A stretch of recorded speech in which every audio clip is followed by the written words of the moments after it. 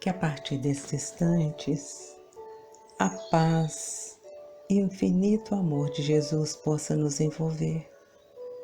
Vamos acalmando nosso coração, a nossa mente, sentindo a presença dos benfeitores espirituais e nos preparando para receber a mensagem redentora do Evangelho do Mestre Jesus. Saudemos ao nosso mentor espiritual, nosso anjo da guarda, agradecendo esse amigo a quem Deus confiou a tarefa de nos proteger, amparar, guiar em todos os momentos da nossa vida.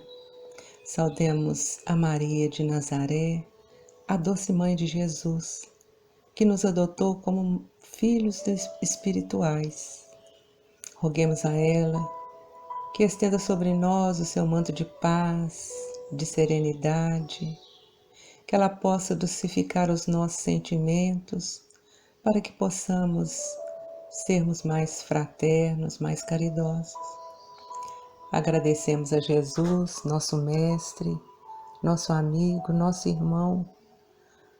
Agradecemos ao Mestre pelo seu Evangelho de luz que nos guia e orienta. Agradecemos, Mestre, pela sua presença constante em nossa vida.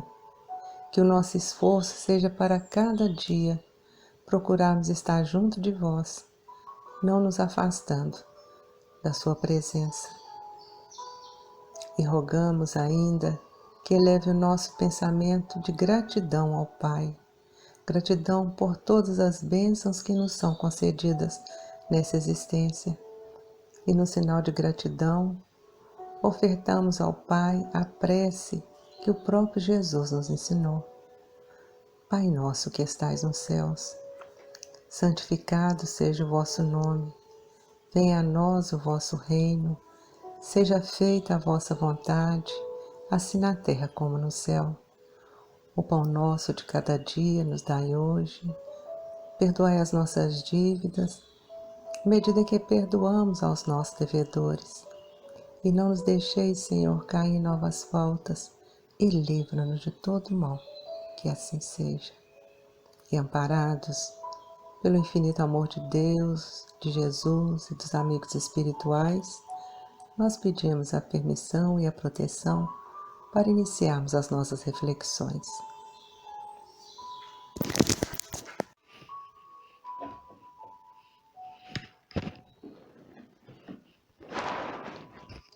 As nossas reflexões de hoje são sobre os talentos que todos nós recebemos do Pai. Todos somos filhos de Deus e possuímos dádivas, talentos que nos foram concedidas pelo nosso Pai Criador. Uns possuem a inteligência, outros a sabedoria, outros recursos materiais.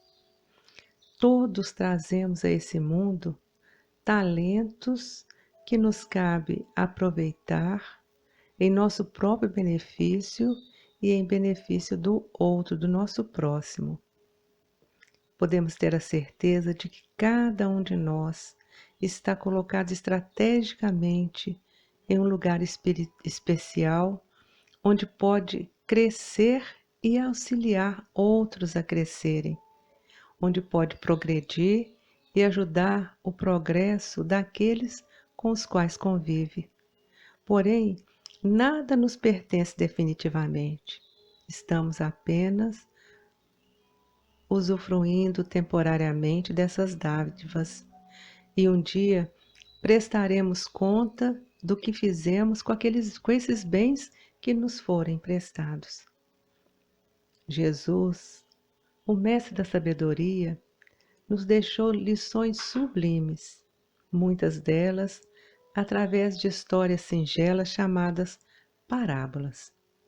Uma dessas lições está contida na parábola dos talentos, onde Jesus narra que um senhor se ausentaria em viagem e, chamando seus servos, confiou a eles seus bens.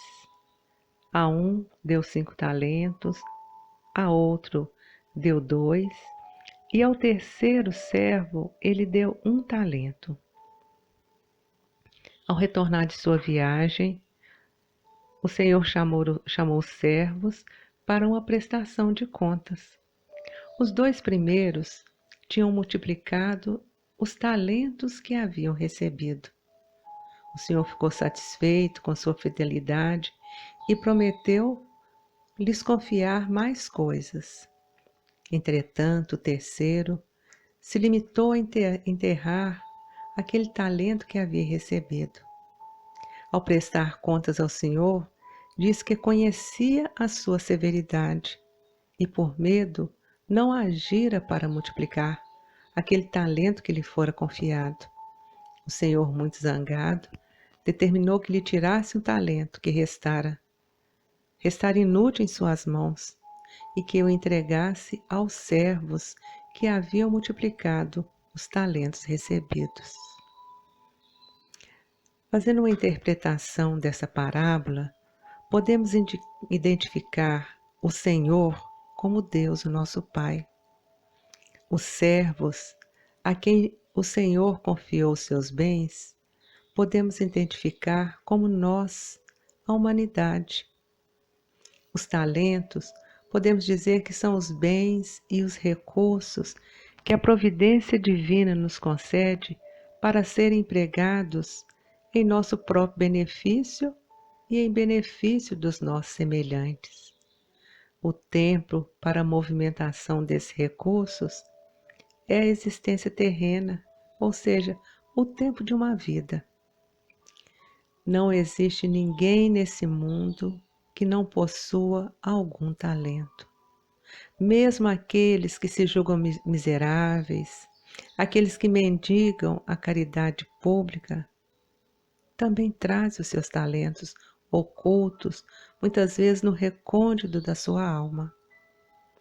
Para Deus, não há privilégios, não há exclusões. Ele reparte com justiça os dons. A uns dá mais, a outros dá menos, sempre de acordo com a capacidade de cada um. E se cada qual, consciente do que possui, compenetrado dos seus deveres, agir de acordo com os preceitos da lei divina, ninguém terá razão de queixar-se da sorte. Na parábola, os servos que fizeram com que seus talentos multiplicassem representam aqueles que cumprem a vontade de Deus, empregando bem a fortuna, a inteligência, o poder, a própria saúde, ou seja, multiplicam os dons com que foram dotados. Se tomamos, por exemplo, o talento do conhecimento, por pouco que esse talento seja, se for bem empregado, ele pode ser multiplicado muitas vezes ao ser compartilhados com aquelas pessoas que têm sede de saber, ou esse conhecimento ser usado para melhorar o padrão de vida de outras pessoas. Ele está sendo multiplicado. Os talentos dos bons sentimentos, como podem promover o renascimento da esperança, o valor que tem um sorriso amigo, um cumprimento afável, um abraço caloroso. Eles vão sempre levar alegria a uma alma depressiva, a um coração amargo, a um companheiro triste. Todos somos filhos de Deus e trazemos a esse mundo recursos que nos cabe bem aproveitar. Se uns possuem a inteligência, a sabedoria ou recursos materiais, outros receberam recursos que aos nossos olhos parecem somente dor e sofrimento. Eu conheci um homem que, quando ele contava aproximadamente com 30 anos, ele sofreu um acidente de trabalho que o deixou tetraplégico. Hoje, ele está na faixa de uns 50 anos e vive em um asilo, preso a um leito. Porém, ele não vive inativo. Ele possui uma alegria de viver que contagia todos que se acercam dele.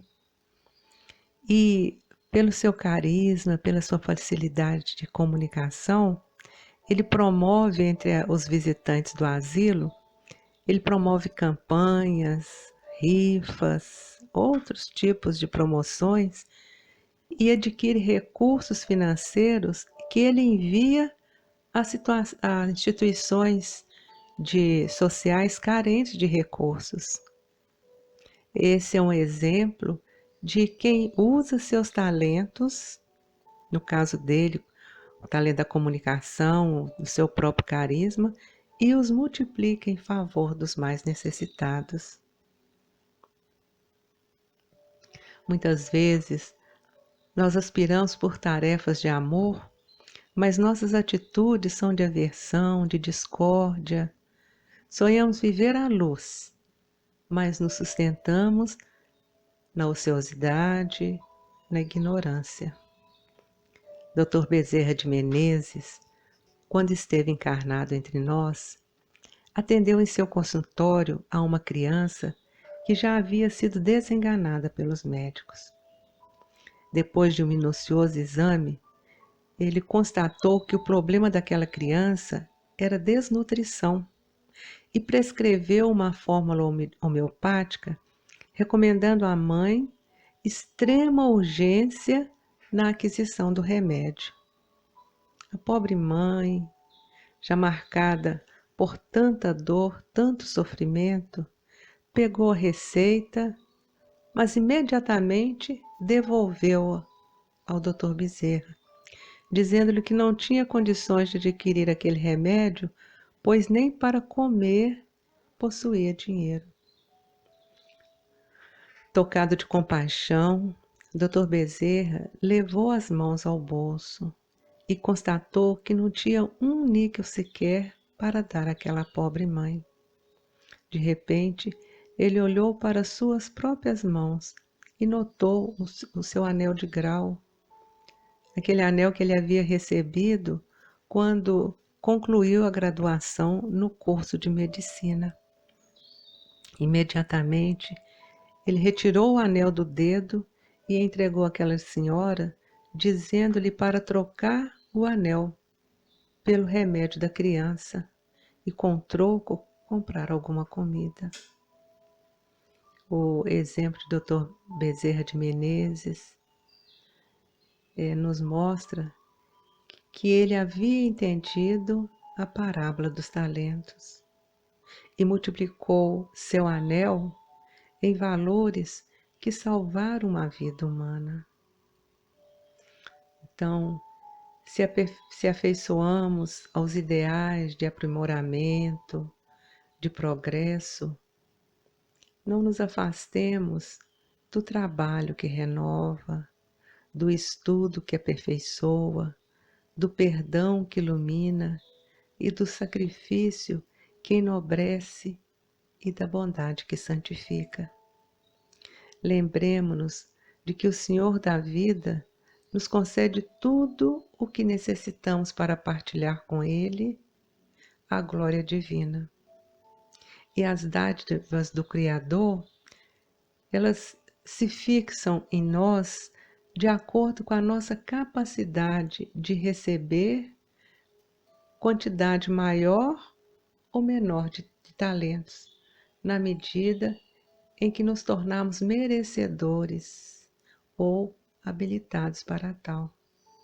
Então, que não percamos tempo nos lamentando, pois o tempo perdido em queixa retarda o tempo que vamos levar para alcançar a nossa meta almejada.